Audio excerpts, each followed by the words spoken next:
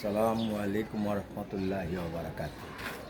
আবারও আসলাম মিডিয়াতে গ্যাসের প্রসঙ্গ নিয়ে কথা বলতে।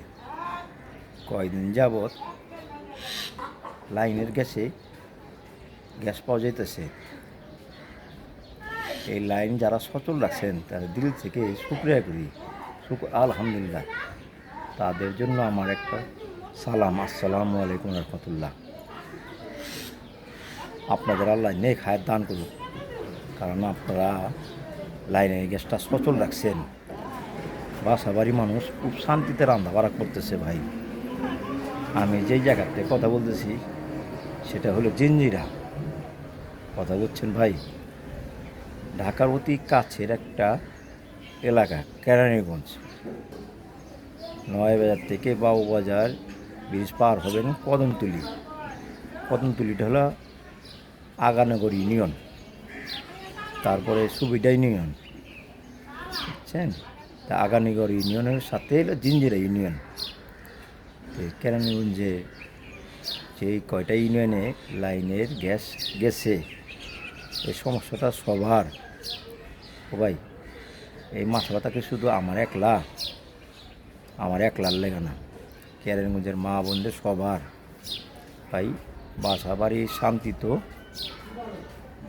আমি শান্তি মানি পুরুষ শান্তি, এই কিছু আর কিছু না।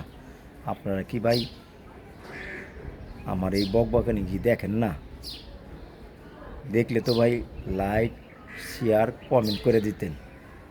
একটু সার্থক হাসিল তো কথাটা জায়গা মতন যা পৌঁছাইতো, এই জন্য আইসা বলি, আর কিছু না ভাই। মা বোনদের চিন্তা করে আমি একটু বকবক করি মিডিয়াতে আইসা। আপনারা আমাকে যদি ভালোবাসেন তো লাইক, শেয়ার, কমেন্ট করবেন।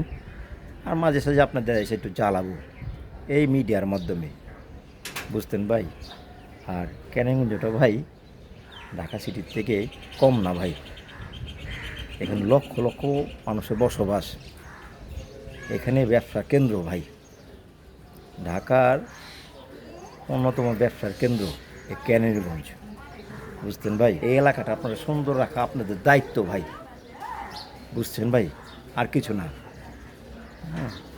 এই জন্য মাঝে সাঝে আইসা আপনাদের সাথে মিডিয়াতে শেয়ার করি যে আপনারা যে লাইনের গ্যাসটা সচল রাখবেন।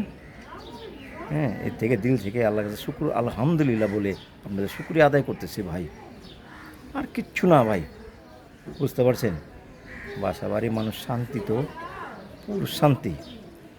এখনও অনেক খরচ ভাই, ব্যবসা বাণিজ্য ভালো না, দেশের বাণিজ্য ভালো না, খুবই খারাপ, অনেক খরচ। বাংলাদেশে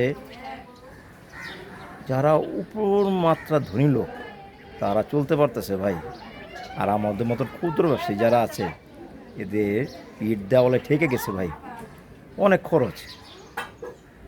ছেলেমেয়েদের কলেজ খরচ, টিউশনি bill, current bill, gas bill, cylinder bill, এত বিল কি দেওয়া যায় ভাই?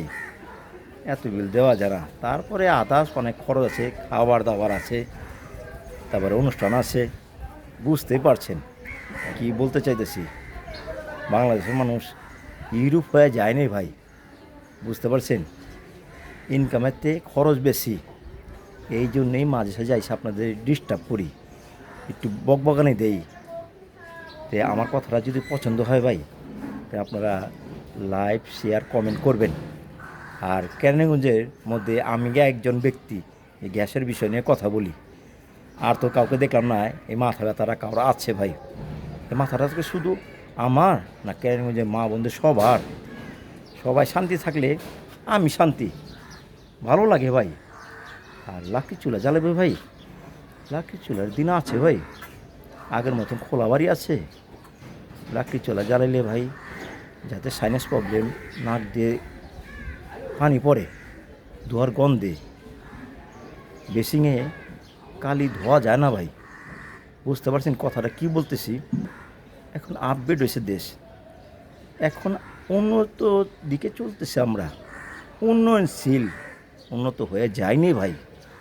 এই জন্য আইসা মিডিয়াতে একটু বকবক করি ভাই। এই বলে আমার বক্তব্যটা শেষ করতেছি। আসসালামু আলাইকুম ওয়া রাহমাতুল্লাহি ওয়া বারাকাতুহু।